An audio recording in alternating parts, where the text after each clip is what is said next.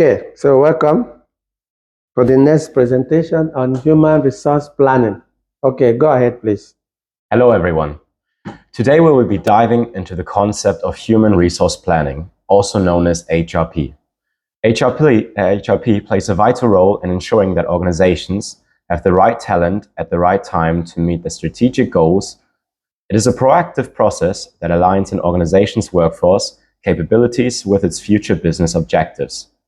Throughout this presentation, we will explore the definition of HRP, the steps involved, and how this process ultimately contributes to the overall success and sustainability of the organization. Human resource planning is the process of forecasting the human resource needs of an organization based on its strategic goals and objectives. It aims to ensure that there's a sufficient number of employees with the right skills to meet future demands. In an increasingly complex and competitive business environment, organizations cannot afford to react proactively and passively to workforce changes. HRP allows businesses to be proactively by planning for future needs, addressing potential gaps and aligning their workforce planning with their long-term objectives. Without HRP, organizations may face shortages of key talent or an excess of employees with outdated skills. Why is HRP important? Human resource planning, also known as HRP, is important for several reasons. First of all, as you can see, it aligns workforce with strategy. This ensures the right people with the right skills are in place to meet business goals. It also is proactive talent management. It helps anticipate and address talent shortages or surpluses before they affect operations. Moreover, it's cost efficient, reduces costs by preventing overstaffing or understaffing. Another factor is employee development. It identifies skill gaps and offers development opportunities, boosting retention and satisfaction. However, organizational agility is another factor. It prepares organizations for market changes, technological advancements, and external pressures. Risk reduction is also very important by planning for key talent loss through succession planning. The last factor is the boosting productivity. Ensures the right fit for roles, improving overall performance and efficiency. In short, HRP supports growth, efficiency, and adaptability in a competitive business environment. So what are the steps in planning HRP? The steps you see behind me, I'm going to talk about step by step and explain very good again, but this is an overview and how they're connected with each other.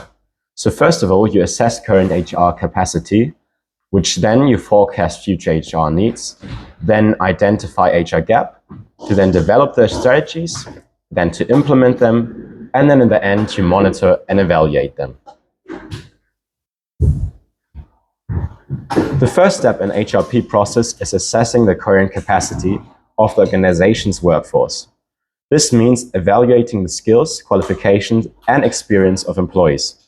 It involves conducting skills audits and analyzing how effectively current employees can meet the organization needs. Through this assessment, organizations can identify gaps in capabilities, understand areas where employees may need additional training, and determine whether there's a surplus, shortage, in staffing. This information provides a baseline from which future HR planning efforts can be developed. After assessing current HR needs and the capacity, the next crucial step is to forecast the organization's future human resources needs. This is based on both internal and external factors. Internally, companies must consider factors like retirements or internal promotions and staff turnover. Externally, business must stay away of trends such as technological advancements, market conditions, or economical growth and economical shifts. For instance, an organization planning to expand its operations internally might need to hire employees with knowledge in internal markets and language skills.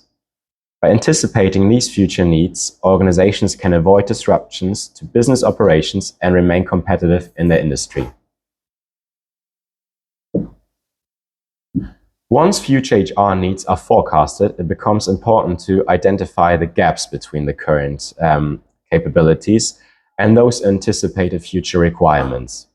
The step is critical because it reveals whether there are many deficiencies in skills, qualifications, or staffing levels. That could hinder the organizations from achieving its strategic goals. For examples, if a company is planning to interrogate new technology but lacks employees with expertise in that area, this is a significant HR gap. Addressing these gaps early on allows the company to take corrective actions such as launching training, programs of hiring specialists to ensure that it can meet its future goals efficiently, similar to as what Sebastian's mentioned earlier. After identifying HR gaps, the next step is to develop strategies to address the deficiencies. Effective HR strategies involve planning for recruitment, training, development, and succession planning to ensure that the workforce is prepared for the future goals and needs. For example, if an organization anticipates needing more data analysis, they may choose to recruit new talent, offer current employees additional training, or also offer current employees to create development throughout programs for high potential employees. Additionally, retention strategies are equally important as they help organizations hold on top performers by offering incentives such as career development opportunities, competitive compensations, and positive work culture. Very similar aspects as that we talked about earlier. Once the HR strategies are in place, the next step is to implement. This involves putting the plans into action through recruitment campaigns, onboarding processes, training initiatives, and other activities. Implementation requires effective coordination, resource allocation, and assigning specific responsibilities to HR professionals and department heads. For instance, if a company needs to increase its workforce by 20% to meet growing demands, HR must ensure that recruitment and onboarding processes are streamlined and sufficient to bring the required talent. Additionally, educate resources such as budget and training programs must be allocated to support these new hires and ensure that they are fully integrated into the organization. It's important during this phase that there's a clear communication across the organization so that everyone understands the role in executing the HR plan effectively.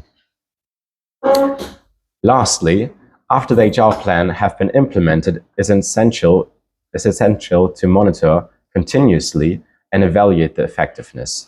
Monitoring involves tracking the progress of recruitment efforts, training outcomes, and employee performances to ensure the HR strategies are aligned with the organization's objectives. Key performance indicators, KPIs, such as employee turnover rates, time to hire, and employee satisfaction can provide valuable insights into how well the HR plan is working. For example, if the company's turnover rate has decreased after implementing retention strategies, it shows that those efforts are successful. On the other hand, if gaps remain, adjustments may need to be made to the HR strategies. Regular evaluation allows for ongoing refinement and ensures that the organization's workforce remains agile and capable of meeting future challenges. Now we come to the conclusion. In conclusion, human resource planning is a strategic and proactive process that allows organizations to anticipate and prepare for future workforce needs. By allowing these steps of assessing current HR capacity, forecasting future HR needs, identifying gaps, and then developing strategies and implementing and evaluating HR plans, organizations can ensure that they have the right talent in place to meet their long-term goals. HRP is not a one-time progress, but much further an ongoing progress that helps businesses remain competitive and adaptable in a rapidly changing environment. Ultimately, effective HRP contributes to organizational success by aligning human resources with business strategy, enhancing productivity, and ensuring long-term sustainability. Thank you for your attention. If you have any questions, you're welcome to ask me now. Okay. So questions? Back to the slide. Questions for him, please. This is a human resource planning. human resource planning. So the next slide, please. And the human resource planning is the process of forecasting an organization's future workforce needs and developing strategies to meet those needs. The goal is to ensure that there is a sufficient number of employees with the right skills to meet future demands. Any comment? Just like we have used all our power for Sebastian. Yes, I think you explained it very well. Can you explain what is the difference between like human resource planning and human capital management? So what is the difference? I think in human resource is a lot more about the people as well, and it's a more ongoing cycle. I think in human capital management, it's more like that you introduce one time a thing, as for example, that you say like you standardize something with like, for example, the AI screening, and then you standardize it one time and then it's just in place. And I think human resources is more an ongoing process because it's like the interactions between people itself. And I mean, human resource planning covers basically everything as well. I mean, it covers as well like how employees feel, but also like how they get to the place where they at. So I think it's a bit more interaction wise and also more of an ongoing cycle, not that you just introduce one thing at a time. Okay. But yeah, I think it's more interactive as well. Okay.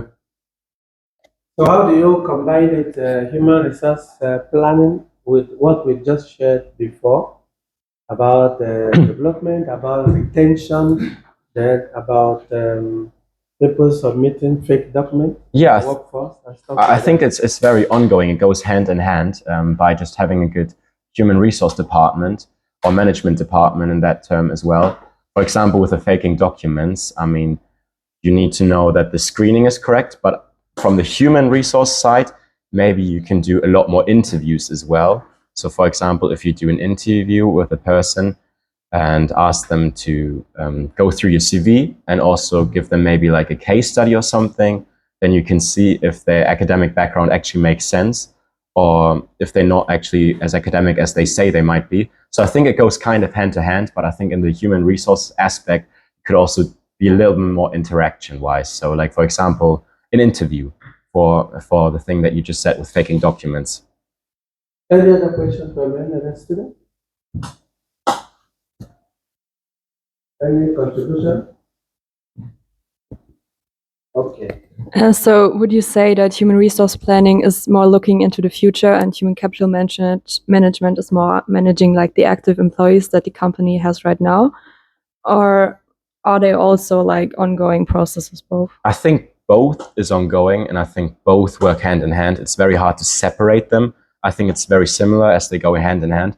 But I think that the human resource planning is a little bit more, I don't know, interactive between people. It's not as much about like the company and, for example, like standardized processes like the screening of CVs, but it's also more like about the interactions between people actually.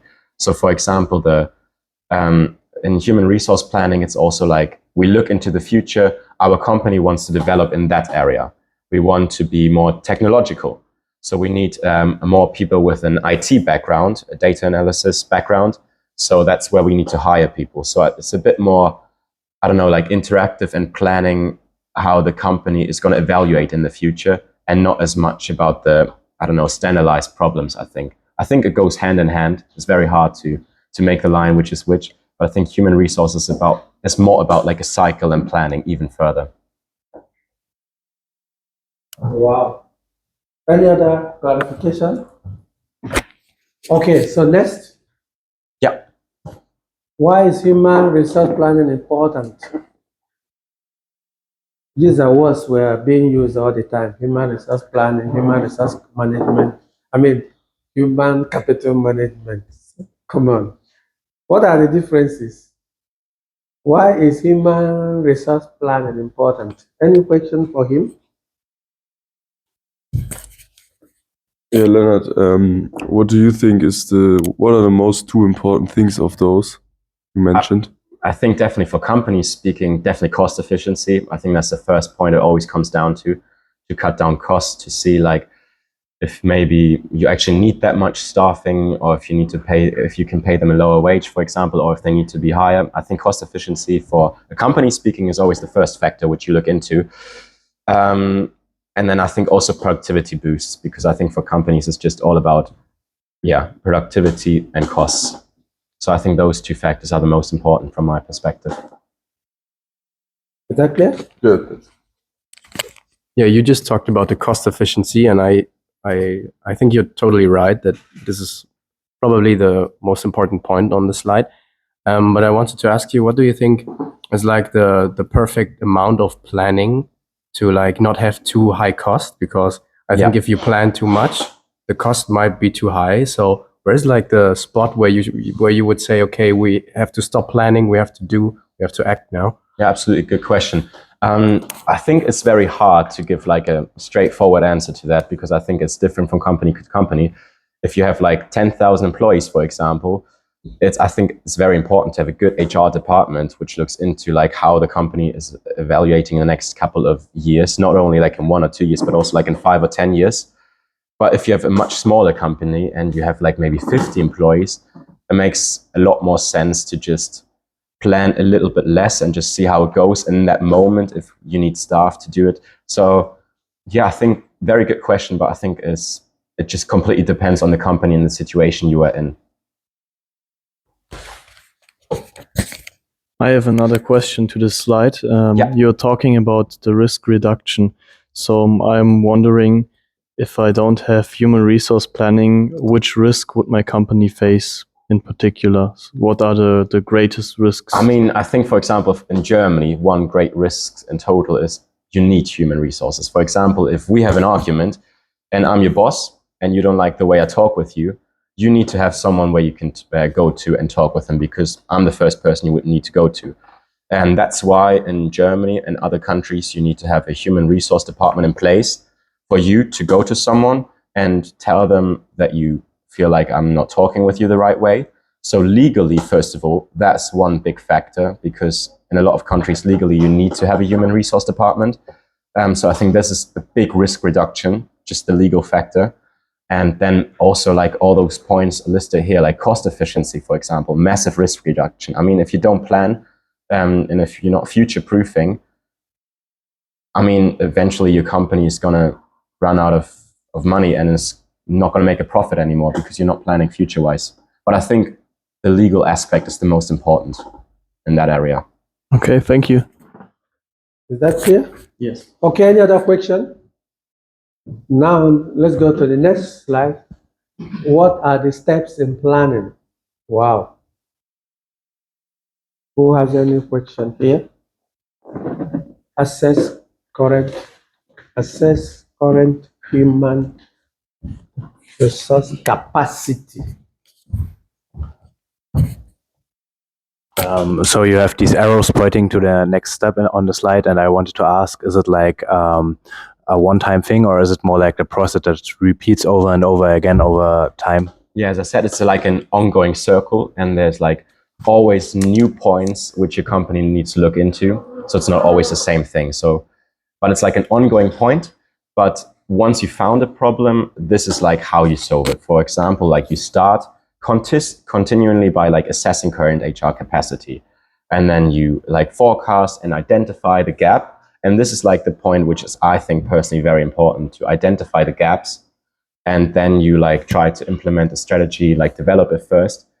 And then a crucial step in the end is like to monitor it again to see how well it works out. And I think after the monitoring, it's perfect again to like see and assess again where you at, and then see where the gaps are. Because after monitoring, there's always going to be another gap. You're never going to be 100% correct about your plan. So it's just an ongoing circle, and it's about like finding like smaller problems, but also new problems. But it's not like just a one-time thing. It's an ongoing circle. Wow. Any other question for this? Okay, next. Assess current human resource capacity. Can you ask your question? Any of the points that are confusing to you? Are those points confusing to you? Analyze current workforce, skills, qualifications. Is there any of them that is very confusing? Yeah, maybe one question. So the second point you have is identifying strength and weaknesses in the Yeah. current team. And I mean, if we have strength, that's good. But if we have weaknesses, like how would you fix it? I mean, it completely depends on what the weakness is. For example, as if there's a personal problem in the team because you can't work together with someone, that's exactly why you have an HR department. So the HR department will go to that person and have a conversation with them, like how to be more proactive, how to be better in that team, or you can do like schooling, do programs as we talked about with Sebastian earlier before. I mean, it depends on completely. If there's a weakness, for example, in costs, you have a completely different thing. You don't do any schooling or programs, but you maybe find a team that's just focused on reducing costs. So again, it's a very broad bullet point now. You need to like see what are your strengths and weaknesses is, and like once you found them, there's different solutions to fix them. So I wanted to ask for assessing the current capacity, who is Yeah. responsible for that? Is it the manager of the team? Is it like an application or a software that assesses the gap? Or is it like maybe a employer survey? Or can you say something about that? You know the methods? Yeah, of course. I mean, this again, I think completely depends on what we talked about earlier, where you are culturally wise. So, for example, I think here in Asia, my understanding would be that probably the manager keeps track. Whether in Germany, I think a lot of it is digitalized, and I think it depends on a lot where you're at in the world. But I think it's even more important these days that a lot of it's AI. So I think that's changing a lot at the moment Okay. to keep track of everything. So it's not as much. So you don't need, for example, one staff just to keep track of that. But I think in general, it's a manager's role to keep track of it. Wow. Okay, next question. Okay. Next slide. Forecast future human resource needs. Anyone having any issue here? Do you have any issue here, Mr. Benjamin? No, not at all. Okay, Sebastian. How can you make sure as a company that when a lot of employees retire, that their positions get filled again? Excellent questions. I mean, that's exactly what the HR department works out then. There's tons of different strategies. I mean, I think the easiest is, for example, if you have like an onboarding program where you have kind of like a manager or something looking over your role. For example, you say, we have a generation where a lot of people in this company are older and they all retire soon, that it's important for the HR department, maybe 5 years prior to that, already are completely into the hiring process. And then in order for the knowledge not to get lost, which is another very important factor, because the knowledge factor, the quality management of the company is very important. So I think the best option there would be to hire 5 years prior to that, and then have an old manager that retires soon, kind of like looking over someone's shoulder. So you kind of have like a buddy within the company to introduce you to everything, to give us knowledge. And that's, again, why HR planning is so important prior to it, an ongoing process. Because once you realize everyone's gone in a month, all your information or your knowledge is gone. So I think it's very important to have it prior.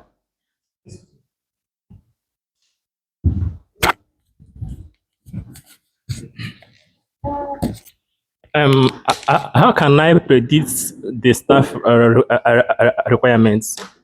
Sorry. How can I predict the staff requirements? Because you said something like predict The staffing requirements. Yeah. Again, very good question. I mean, as I said earlier, if you want to move into a more position where, for example, in these days, AI is always more important. So if you want to go more there, future-proof more, maybe it's important that you have someone with an academic background which comes from like a data science subject rather than like a business science subject. And I think this is how like how you kind of take the staffing requirements based on the academic background. Okay, now who? Yes. I also think companies can build on their experience, so they know at what season, if it's fluctuating, they need more people. For example, again, at the accounting firm I work for, at the end of the year, they needed more people. So in October, many people got recruited. Yes, so companies can build on their experience, or like Leonard said, they can use data with AI today to analyze and forecast HR needs. Okay, you get that? All right, so next, the gap, identify HR gaps. Do you have any confusion here? Do you have anything here? Is it clear? Compare current workforce capabilities to future needs. Identify skill shortages or areas where additional staff may be required. Helps in developing plans to address talent or skills gaps. These are human resource planning, and one of them is to identify human resource gap, whether people are missing, whether you need someone somewhere, because probably, let's say in admission setting, you need to have someone taking care of the first time the person comes in, and another person will now take over. So there's a gap to discover if there's any gap in your company. Someone's supposed to be there taking care of them or answering phone calls, maybe from 5 p.m. till midnight. Maybe currently you don't have it and is posing a serious difficulty to you. So probably that gap should be filled. That is why human resource planning is very important, because you have to focus, have to shape, have to make sure that your company is well guided. Yeah, and I also think, like, for example, you want to avoid these gaps, not just in the skill set or talent set, but also if somebody, for example, an executive or somebody leaves your firm and you have the replacement, you maybe want to be hiring a month or 2 months early before the person actually leaves, so they can work together and it's like a flow and they can hand over their work, what they are doing now, and you don't come in late on something. Wow, that's another point. Okay, do you have another thing to add? Go back to why is HR important? So I want to ask something. Why is HRP important? Go back. Yeah, you said something like that. First, yeah. Excuse me. You said why is HR important for an organization organization? So how can I implicate it to human capital management? Okay, so how can you situate this to human capital management? I think, again, it completely depends on which bullet point here we're talking. For example, if you have the problem of cost efficiency, how would you apply it? I think you would need to, first of all, have a very good understanding what job requirement, for example, is, like how much you get paid. And then the HR department itself needs to know like how much they can pay. And then from the human capital side, you also need to know like how the interview process is, so both sides kind of meet. But I think it completely depends on which bullet point we're talking about. I don't think there's like a broad answer to it, except maybe someone else has like a broad answer to it. Yeah, do you have anybody anything how to apply human resource planning in human capital management?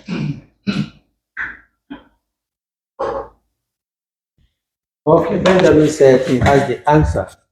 No question.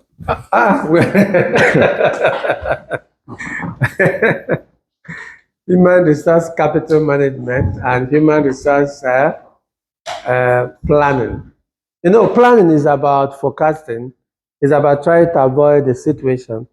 And then you can manage your human capital within an organization based on policies you are put in place.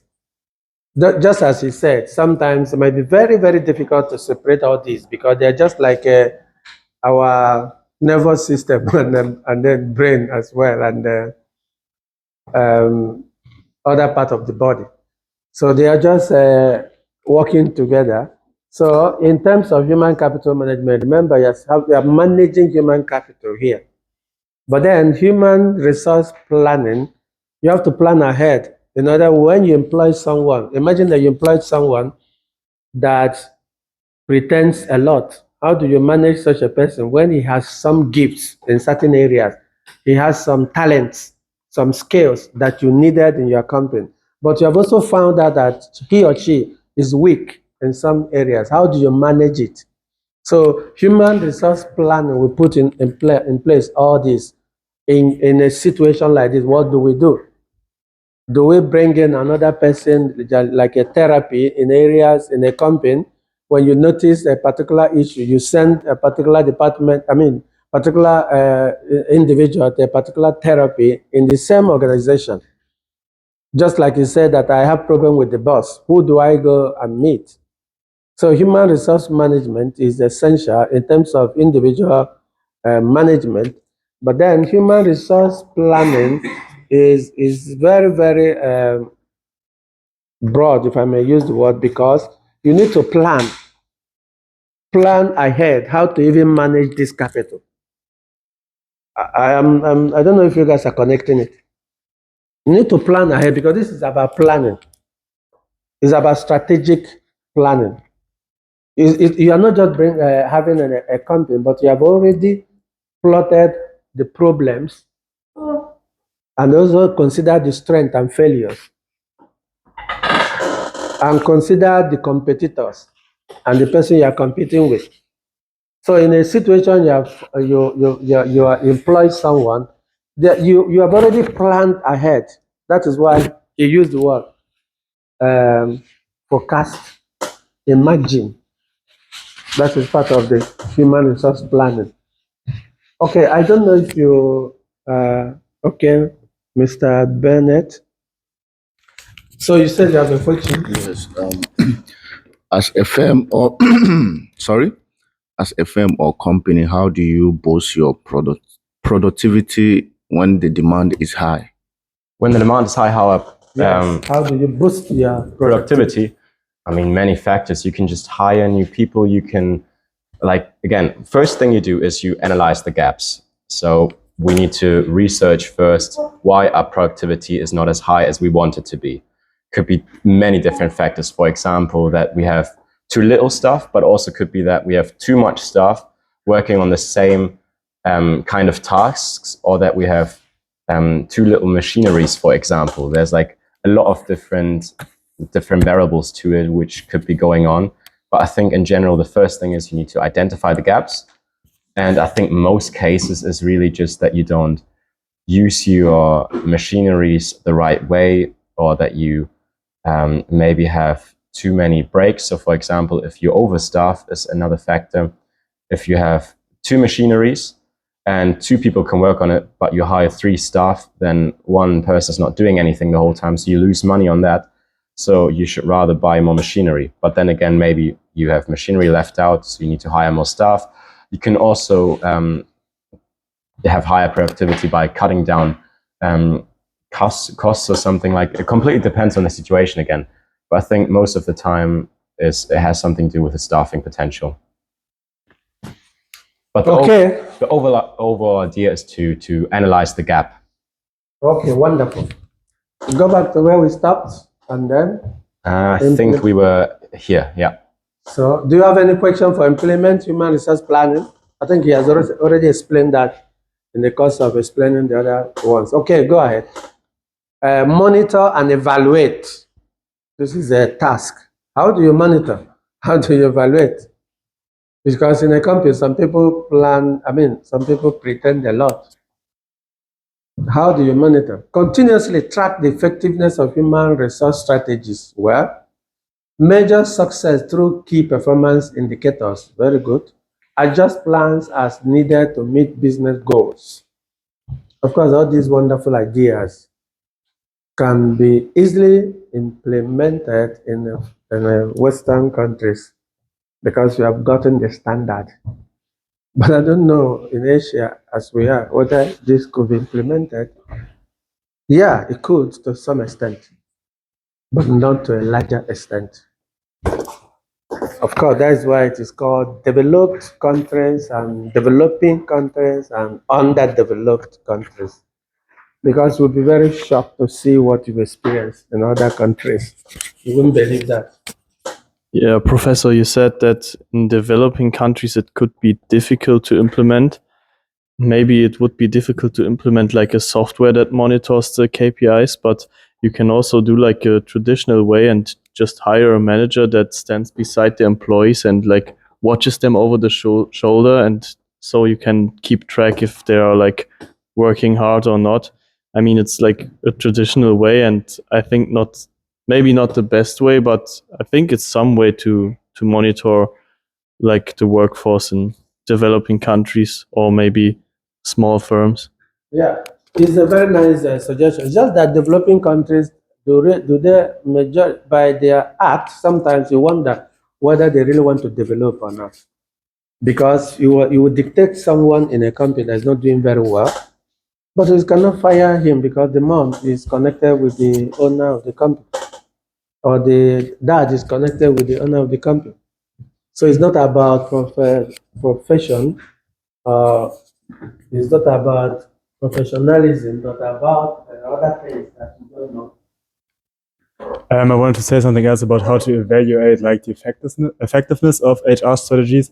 Could also be like the possibility to like feedback rounds in the company, but also like after recruitment processes or something else, and then you can maybe assess if the HR strategy is really effective, or if you like maybe have to change something. If you're doing the feedback round with all the interviewers, and then you know how they think your HR strategy is good or not.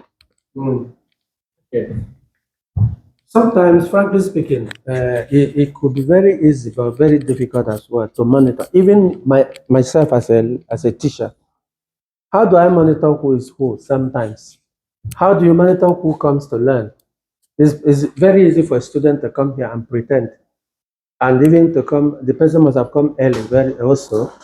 But at the end of the day, maybe in 10 years or 20 years to come, the person you thought that was never paying attention in class might be the best, might even the president or prime minister of his country, because he found some stage of his life he was able to implement what he learned in the classroom. But then in the classroom, he was very lazy, presumably, the way it was seen as at the time.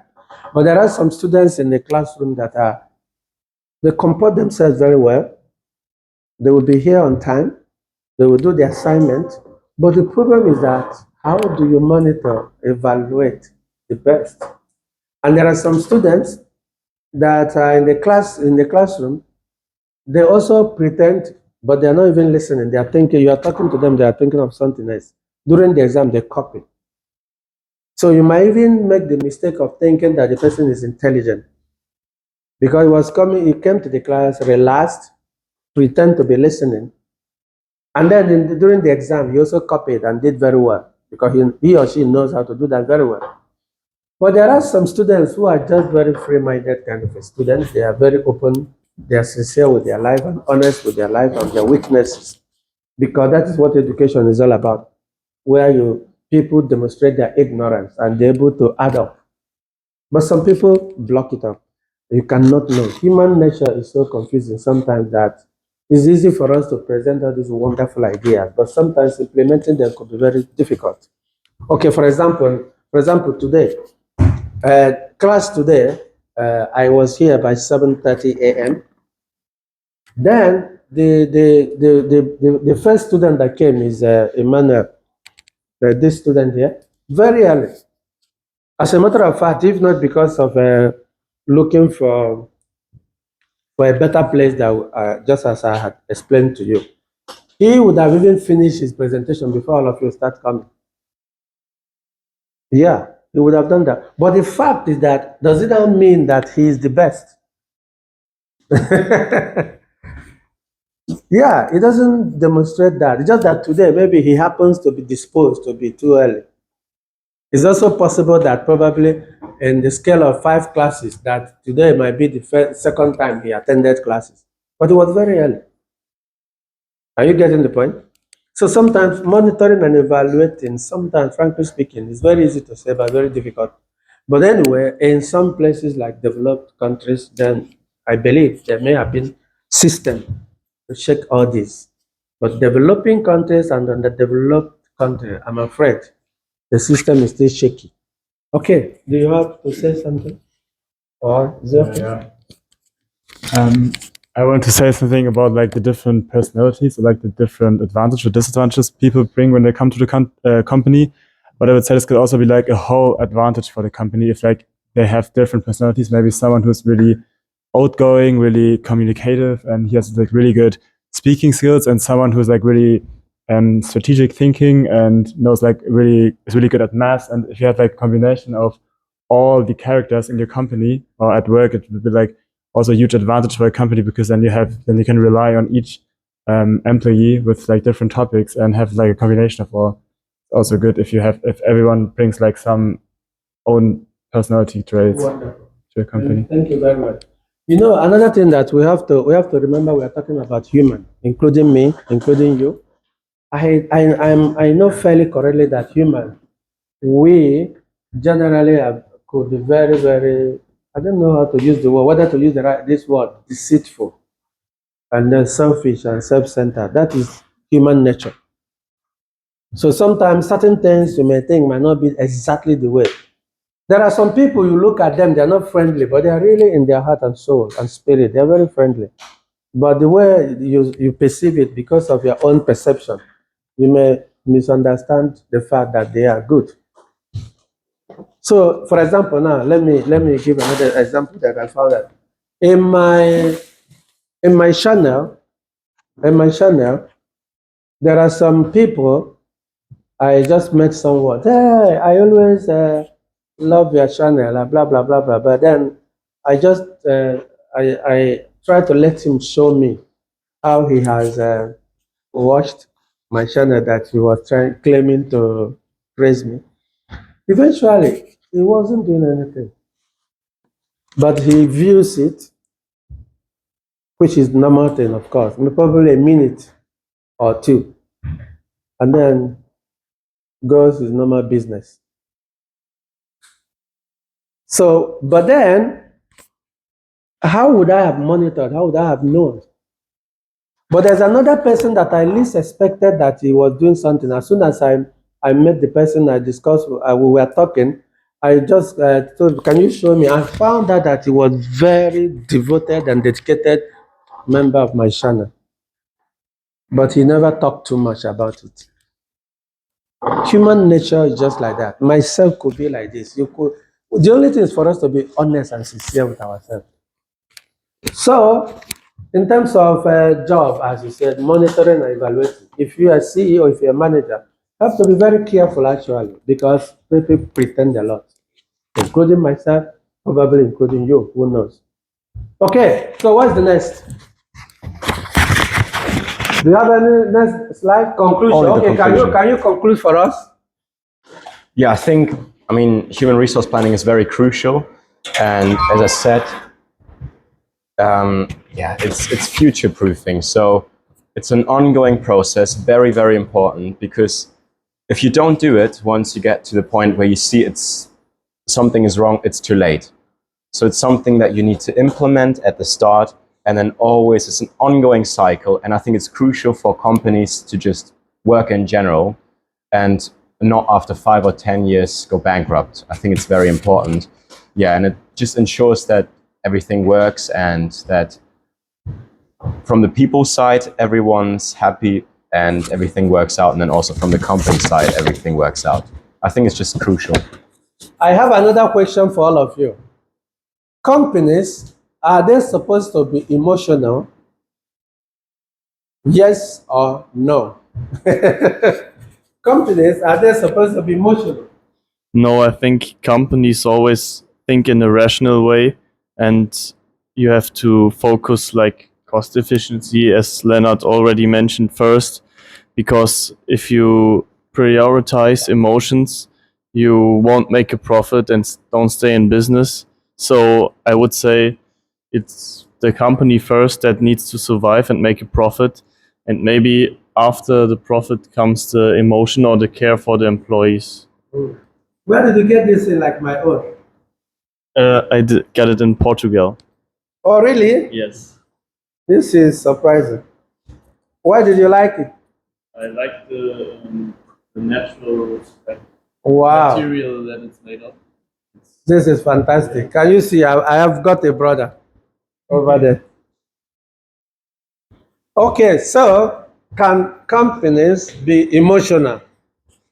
So I think on the executive level and with the HR department, they shouldn't be. They should be cold as ice, basically, because if somebody doesn't perform, then it's not good for the company and they should cut him. But on the individual level, like, for example, the teams you are working in, it's very important to be emotional because it's like helping team building and efficiency and communication. So if you aren't very, if you can't empathize with your coworkers, then it's not that good for your work also. Yeah, I understand. Yeah, individually, I understand, but I'm talking about a company. Can a company be emotional? Yeah, and that's what I meant at the beginning. I don't think so. So, like, for example, Okay, so anybody, any dissenting view? A company, can it be emotional? If not, why? Are we robots? Are we human with emotion? Why shouldn't companies be emotional? That is the question. Professor Sebastian. I think the first priority every company should have is to make profits. Only if a company To is make profit at expense of human being. to make positive cash flow. So in terms of cash, Yes. so it has to first priority is to make positive net profit, and after that, it can like focus on being more emotional by giving employees beneficial things like parental leave and that whole other social stuff. But the first priority should be on being not emotional and generating profit. Okay, understandable. Another contribution, okay. Can a company be emotional at all? Because we are human. If you are working in a company, you have human nature and we're emotional. Okay. Yes, I would go on what you said right now. I would say companies are emotional. For example, in hiring process, HR, we are more using data analytics to make it more rational. But in the end, they are still sitting humans. The human will have his own bias and decide emotionally in the end. In the end, we try to make a reasonable decision and try to find rational arguments, but I think there's still certain emotional parts in this decision. Also at the top CEO level, when they, for example, decide to expand to a new country, they still have emotional parts in it. I think they are not deciding completely rational like robots. So I think companies are emotional, yes. Yeah, okay, we have got only one person that says companies are emotional with his own experience. I would also say it depends on the company. So I would also say It companies. depends on the company. Yeah, because I would also say companies can be emotional. For example, if they don't really focus on like making the best profit. Like one example I have in mind is like Patagonia. Do you know this brand for clothes? And their focus is more on like a sustainable way to produce more sustainable clothes and also to like look on climate change and how like the whole production has like the issues for climate change. And I would say thinking about some topics like that, like political topics, also like some way emotional to think about like the future for the whole generation. And that's why I would say companies can be emotional if they like it depends which company you mean. Like I would say banks are not really emotional, they're just focused on money. But yeah, I would say it depends. So banks are not emotional. Any other comment? Because the question is that we are human. Even if you have the head of HR is a human being, he has feelings, he or she. The same thing is applicable to everybody working there. So can a company be emotional? Professor, what have you to say?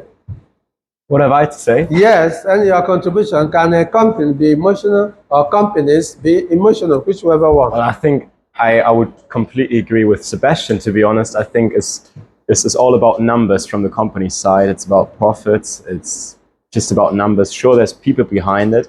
And I think in today's society, we see a shift that actually like it is very important to care about the people working behind it as well. Like otherwise, I mean, our generation, it's more important, for example, to have a good working life balance. That was not the case with the old generation. So I think there's a shift towards like employers actually caring a lot more about like the human rights, the human needs.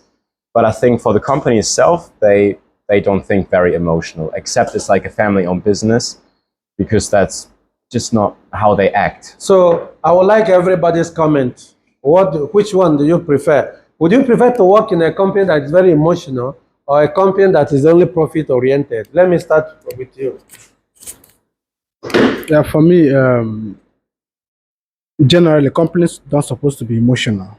That is why they bring out rules and regulations. That's what I'm asking. Do you prefer such kind of a company when you are human working there? And the reason why you're working is to get yourself put in place or put in order. Yeah, And then you have feelings, you have families, you have things to take care of. Would you, as human, prefer a company that is profit-oriented only than a company that engages itself with social responsibility? I prefer to work with company that doesn't go with emotion, because I Company like that doesn't go with emotion. emotion. Yeah. Okay. So what about you, Mr. Elvis? You are human, and then everything about you is human. So would you prefer a company that that is emotional or empathetic, or a company that just thinks about Okay, sir. money? My own point of view, I would say that companies shouldn't be emotional in anything, because the end of the company is to make money. I said, would you prefer? Which one No. would you prefer? I don't goes with the emotion. Oh my God, I'm scandalized that even Africans are thinking in this way. So for me, would you prefer a company that is emotional, a company that is money-oriented? yeah, for me myself as a person, I would say maybe something in between, because like a company which just want to make profit, I don't feel like I would suit in there. Of course, the whole Because company. Use this as a tool. Yeah, I mean, Doesn't me as consider my. the fact that you're human. Yeah, but I'm a human, so I think I don't want to just be seen as like a worker, a product, just work. So I want to have like a emotional connection to the company, to my coworkers. So, and I don't say I want just emotions, because the company who's just focusing on emotions, I think that it wouldn't work. It wouldn't make profit. So I wouldn't have good salary, and that's bad as well. So I think there's something in between, like a bit, of course, a bit emotion, maybe a bit more profit, but something in between there. Okay. Yeah, I think if I had to decide between one of those two options, I would probably take the emotional company, because if I work in an emotional company, they probably really care about their employees and therefore care about me. And if a company cares about me, I maybe be integrated better in the team, have like a better relationship with my coworkers or even my boss man. I think it's really important to have a good relationship with your boss man, because when you don't get along well with your team, you won't be happy at work. And I think work should make you happy in some extent, because you like maybe you're chasing your dream, or you want to achieve something or leave something behind for others or make an impact. And I think in an emotional company there would be more options to do that. Okay, wonderful. You? Yeah, I believe every aim of a company is to make profit. Mm. Yeah, we, as a company, should not go with. So which one do you prefer? Emotional company or profit-oriented company? Profit-oriented. Profit-oriented. Wow, wonderful. And you, which company would you prefer? Yeah. Profit-oriented or emotional? I choose emotional company. You emotional company? Yeah. Wow, the only African that shows otherwise. I would also prefer the emotional company because I think in an emotional company they take care of me more than in the profit company, and then it's better for me. Then I'm more healthy, I'm happier, and I think that's more important than a good salary. All in all, I think. Wonderful. Sebastian? I think it depends on the objective of the employee. So if my goal was to make as much money as possible in a short time, I would go in a company which is like profit oriented and not really emotional. So as an employee, I think I would prefer the emotional company, because I think if the employee feels valued by the company, it will in the end benefit the company, because it will boost the morale of the employee if he has great benefits and if he thinks that he will do that, if he's doing something for the greater good of the world. So I think they will put more passion in their projects. So you prefer emotional company? So I would also say like profit companies maybe pay more money, pay better salary, but I think in the end like salary is not everything. So you also need to consider your own mental health, and maybe like an emotional company is like better if you like want to stay long in the company and want to work. Yeah. So I would choose the emotional. Emotional. I would also choose an emotional company, and it especially depends on the field that I'm in. For example, if the company has like a really good mission that I can combine with, for example, like building an electric green future, or I don't know, medicine or something like this, or get cancer medications or anything like this, then I think the human aspect is really important, and you need to have the emotions for the work. Okay. Professor Nahu. Under the condition the company is successful and will give me a high salary, I will also choose the emotional company. Why are you laughing? I will choose the emotional company because I will be the most part of my life at work. So if the emotional company will make it better and more endurable, so I will choose it.